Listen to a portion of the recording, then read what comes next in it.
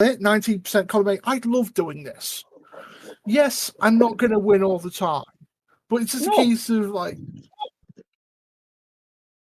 No, don't get me wrong though. Like, I'm not saying you shouldn't want to win, because I get that you're putting your time and effort into it. Like, and your character's your creation, so naturally you're invested, and naturally, if you think I've had a great run of promos there, like, you're gonna tell yourself you're in with a good chance. And I get that, and there's no harm in that. What I'm trying to say is that, like, maybe some people don't understand it as much. I don't mean this, like, those who weren't maybe around 10, 15 years ago, like, it wasn't always the nicest place. Like, and I think we lost people along the way because of that. Like, because it was too bitchy and it was too serious. And that's not my style. Like, I don't work like that. And I completely understand and agree with that. It's a case of, I mean, yeah, I might deserve to win God knows how many things. I've worked my arse off. But I know for a fact that stories take precedence over my effort. Yes, my effort is a factor. Yeah, sorry. But it's just but it's just a case of I know storylines take precedence. And yeah, it's just like I just want to enjoy with people I've faced off. I mean, like I say, I will personally admit, and I hate to say this, but I thought I did enough to win against the Saint in the Night of Glory. I thought I did enough, but you did. I know with what you've said and what you've told me, it's a case of right. The story has to continue. You want this to continue. Completely understand. And like I said, I will admit, I did get a bit mad at myself for that. It's just like, but I did speak to a couple of people about, well, one person in particular about it, who basically just said, mate, just enjoy the ride. And it's just like, I get it. Storylines have to continue. Just have fun. And I am. But this is what I'm saying. And this was why I was happy with, like, the predictions of Night of Glory. This is sort of getting back to what I was saying. It was an incredibly competitive card, yeah? Probably the most competitive card we've had since we came back, and that's a good thing. So when you've got a competitive card, and when you've got predictions and so many different guesses and stuff like that, you're going to have disappointed people, because basically what's being said is that everyone in those matches has done enough to convince the community that they should win. Okay? So therefore then, I have to make a decision on what we do with that information, because you deserve to win. Okay? You were great. Your promos were fantastic. But Saints promos were fantastic too. And if you'd have won, you know, he might have been saying, you know, I'm disappointed. Which is perfectly allowed to do. You're always going to have disappointed people. JJ, have you backed off from the mic? Can you hear me? Barely. You've just dropped back, like you've taken a couple of good steps away. No, it's like right by my face. Okay, now we can hear you clearly. It's just for a few seconds you went really quiet. Oh, sorry, guys.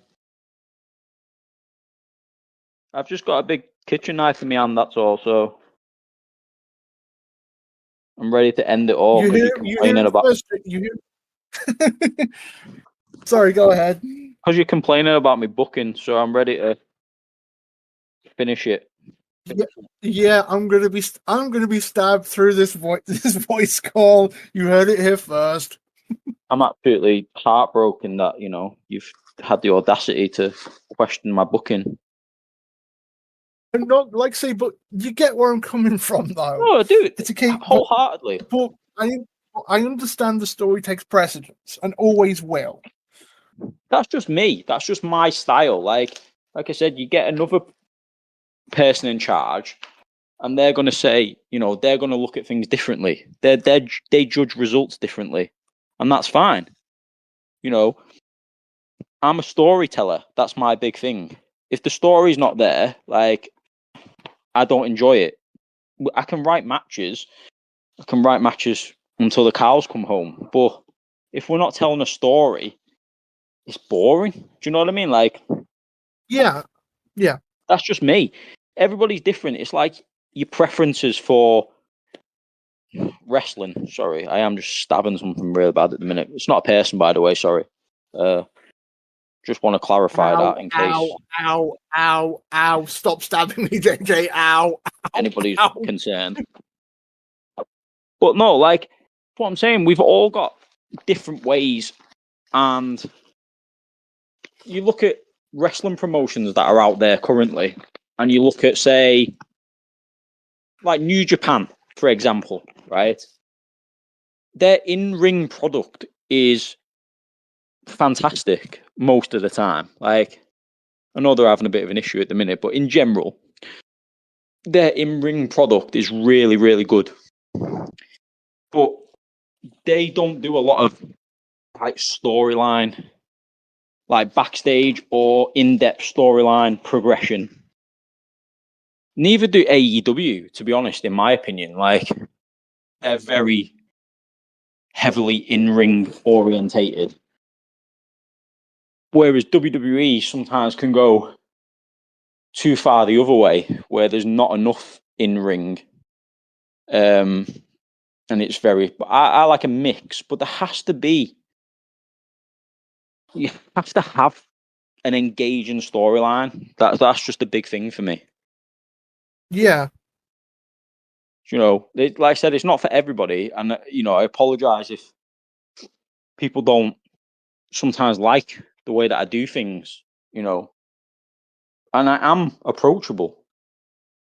You know, I've talked with lots of yous about it, and you can always reach out to me, and we'll have a chat. But that's just how I do things. Like, it has to make storyline sense. Just having a throwaway match, you know, we've got a really competitive roster now. We could have like pay-per-view caliber matches every show. Like, we could have phenomenal matches, but you've got to tell a story. Like AEW are pretty guilty of it, in my opinion, in terms of their weekly show. They have like absolute bangers, and that's great, but I don't know, it's just very throwaway. Like, I think we've got a very competitive roster now, and I don't want to do like for example, we could do like Rex and Liam, for example, like on Aftermath, and it'd be great, you know. And they're both great characters, and they gel really well together. But you know, let's tell a story. You know, that's just me. That's just how I am. Like I said, Anyways, let's switch on to something a bit different, just to finish it off, because we're almost out of topics here. Yeah, it's fine. Looking towards Aftermath, looking towards Scars and Stripes. Is there anything you want to give a hint at, or you know, just tease us with that might, you know, get our attention? Obviously, like I said, I've got the Scars and Stripes card. I know what we're gonna do, and I know all the matches, and it's going to be absolutely brilliant. In terms of the matches that we have lined up, you know, everyone's going to absolutely knock it out the park. I have no doubts. Obviously, we're always looking at different concepts. We're always looking at different ways of doing things. We're always on the lookout for either new people or, you know, returning characters. And that's always a possibility going forward. I think there's, in particular, certain storylines that we have at the minute, there's definitely scope, if we can manage it, to bring in some former people. I think there are a few storylines in particular that we would like to get one or two people back.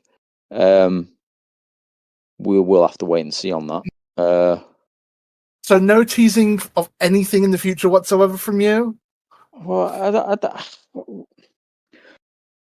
I don't know, like, kind of what we can tease in terms of, like, we're just kind of along for the ride. I don't want to tell you anything that, I don't like spoiling things for people. Okay, yeah, I must admit I was pushing a little bit with the question. I mean, Like, obviously, we're gonna have I've already said we're gonna have a new title. That's a given. I don't know which one yet. I'm open to ideas. So if anybody has any ideas and wants to, put them up on the board or message me or whatever, we can have that. That isn't sort of a rumor. We will be bringing in another title. We will be bringing in more people, as and when we can, and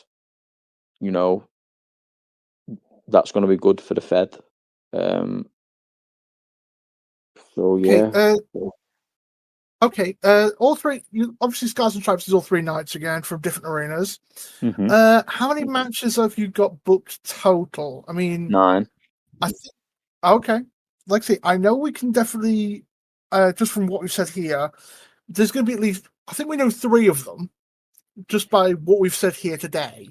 Well, obviously, one of them's been confirmed anyway, because in the tweets. But Yeah, we're going to do the hour match for the Undisputed Championship.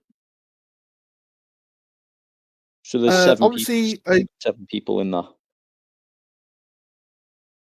Obviously, you've got myself and Saint again in something, because obviously you want it to continue, and I've implied it's going to continue whether he wants it or not. Yeah. Then then you mentioned back with Perfect Jack and was it Jack? Was it Jack and Riley? Jack and Riley, yeah. Yeah, in regards to the Extreme title. Yep. So that's going to be. I think that's a guarantee. Is that a lock or? I mean, it's not definitive. That feud will continue. Whether we do it again at the next pay, we'll just have to wait and see. Maybe. Okay. That's a maybe. It's a maybe. Okay, and then obviously, trying to think if there's anything else I can mention, because I'm just looking through the Aftermath key talking points. I mean, there's obviously the other one. The other one that is, I will say, is a definitive.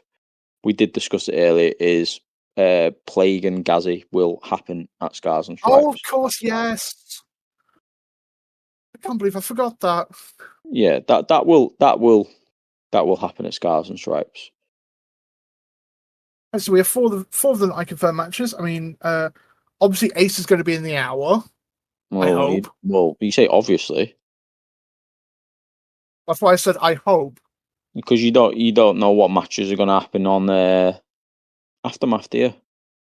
No, not at all. That's why I basically added that in. And what I will, if you want a teaser, then a little one. All I will say is that Asa will be defending the Undisputed Championship at Aftermath. Ooh, interesting. So you wanted a little, yeah. There you go. So I mean, you can speculate on who you think he'll be defending it against, but he will be defending it on Aftermath. And that is a very nice little teaser to end. That is a very nice little teaser to end it on. I mean, yeah. Obviously, we have Aftermath coming up. We have Scars and Stripes in approximately a month. Then we've got then we have obviously Breach from Brawl in early October. Yep. And then do we have any special shows coming up, or have you not decided yet? I haven't decided yet. Maybe we'll do something in I don't know, Saudi or. You know what I mean by special shows, though, don't you? Yeah, I know what you mean by special shows, like the Special Olympics. No, I'm only joking. That'll get us taken off air. Like a gimmicky show or something like that, like we've done before with like we did that Unleashed, didn't we? Which was a bit of a clusterfuck. I don't think we'll be doing that again. Yeah, or like a Road to Royalty or something like that. Yeah, I mean, I'm gonna have a look at the calendar because there's always scope to do at least one of them. And obviously, at some point, I don't know if it'll be this year or early next year. I do want to bring obviously the Ironman tournament back, which requires a lot of writing and a lot of obviously it's a lot, because we do it over like a week, so there'll be matches every day. Okay. Um, it is a concept that we first did in EWF. Obviously Liam will remember it, and we did it again in 6CW during COVID, and I think Jackson won the thing. He won the world title. So the concept obviously being that we have group stages.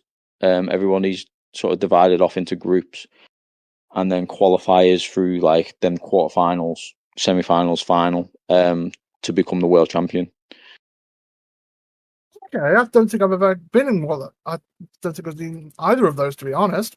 It's an interesting concept, and I do enjoy it. It just needs planning because obviously it's over a course of time, so we need to factor in when we would do it. But it definitely will happen at some point. I think it's, especially with the roster that we've got now, I think it'd be very, very interesting. And well, before we sign off here, this was completely unprompted, impromptu, unplanned. Hopefully, we will not take 4 months for the next one of these. Oh, no. And hopefully we will have guests on the next one. No, we will. We definitely will. Like I said, this one had no planning behind it. We literally decided a couple of days ago. So, like Ed keeps saying, we're so back. I mean, I don't know where he thinks we keep fucking going, but, we're so back. And we'll next time we'll give everybody the heads up. And obviously the weekend, we're doing this at a weekend, so we're quite happy to do it, get people involved. Like I know a few people have said they want to get into it, so this was nothing against anyone. It was just very, very last minute. Surprise, everybody! Threw it together, didn't we? And decided we needed to have a little chat about Night of Glory, and you needed to vent that you were very unhappy with my booking. Oh, come on! And so, obviously that's soured our relationship greatly. And all I can say is that on Aftermath, Saint will finish the job. Right, we will be seeing you after Born in Fire 13 then. Yeah. Take care, everyone. Cheers, guys. Take care.